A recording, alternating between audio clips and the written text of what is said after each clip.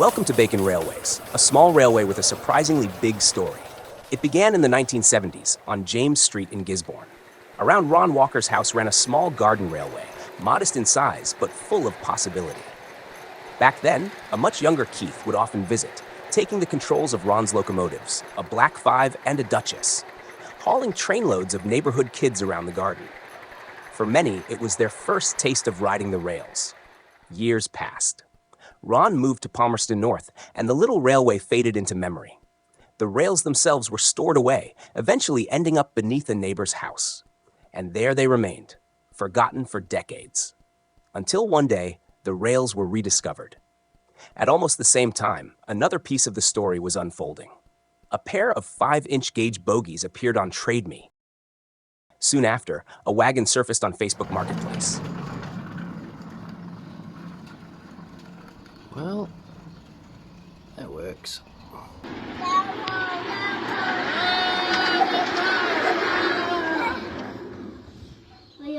Brakes on. And going back to the half-a-pound station.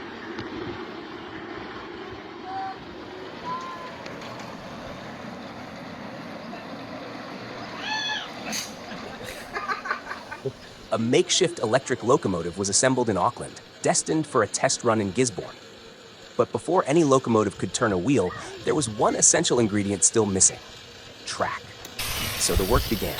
Sections of Ron's original railway were carefully re-gauged to 5 inches. Slowly, piece by piece, the line returned to life. Until at last, a railway ran halfway around the house once again. Let's get a dinner, Dave. Let's get a dinner. Let's get a dinner.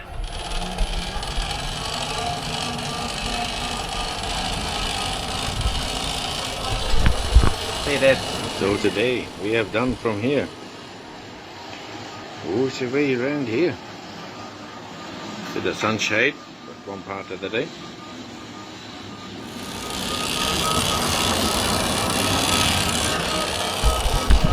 Still sleepers. Not such a steep incline now.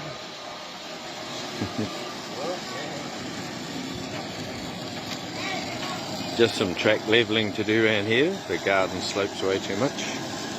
Could say we're either 3/4 or just over 2/3 of the way around. And we stop at the deck for tea. Dave welding over there, Mum and Dad doing the track plan, the right of way. Daisy waiting for scratches. You can get a scratch. We've got Catan here. This is hardcore gardening. I had to hire in a tree welder.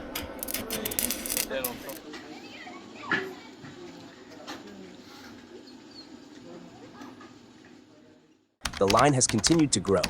Today it stretches roughly 75 meters.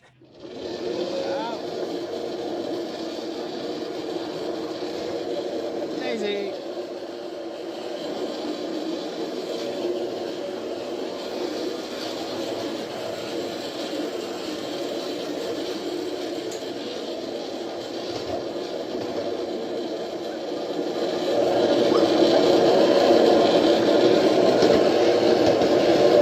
The garden section.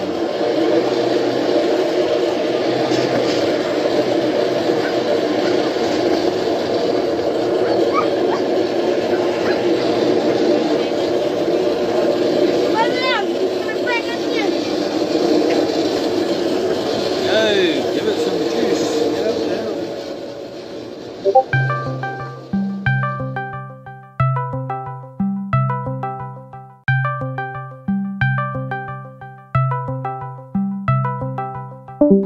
The start of the water feature of the railway. Yeah.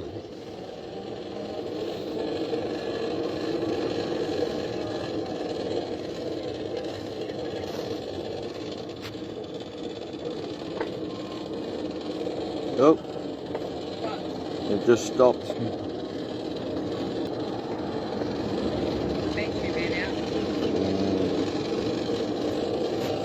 Oh well, let's get some stones in here soon.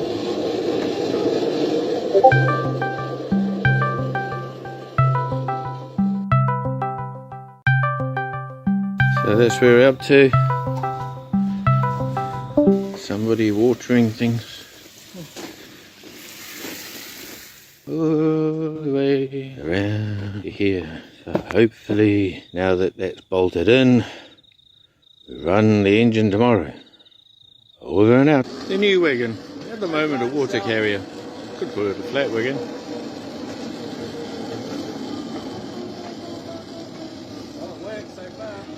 So far we have a train with 2 carriages.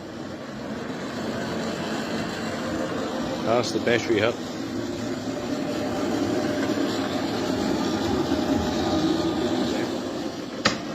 Whoa! There it is. It's just there, it doesn't quite like it.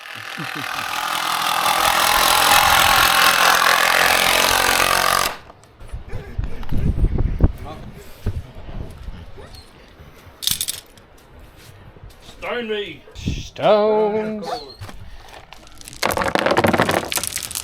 Yep. Let's take it out. Yeah. At least 2 more trips and we should have this done. Yeah, I think so.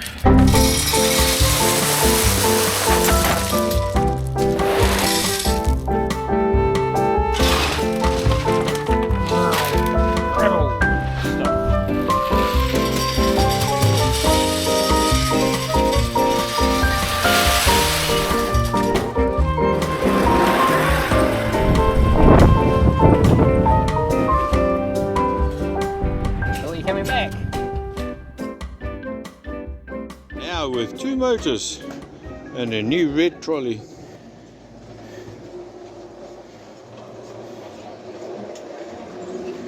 New motors. 30%. I'll do that speed around the corners. What's it like going along the straight?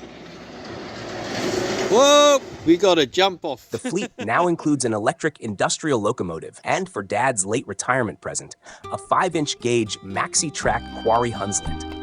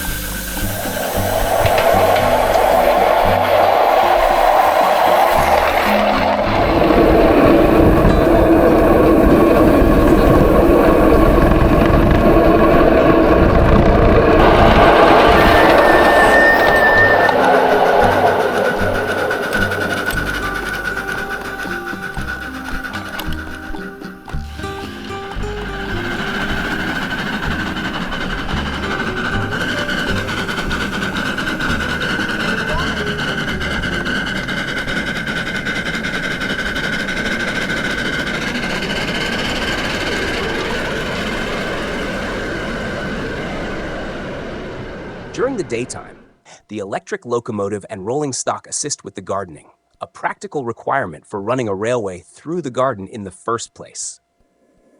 So this is no ordinary miniature railway. It is a working railway, the smallest in town. Here on this channel, we'll share the locomotives in action, the work they help with around the house, and the continuing growth of Bacon Railways.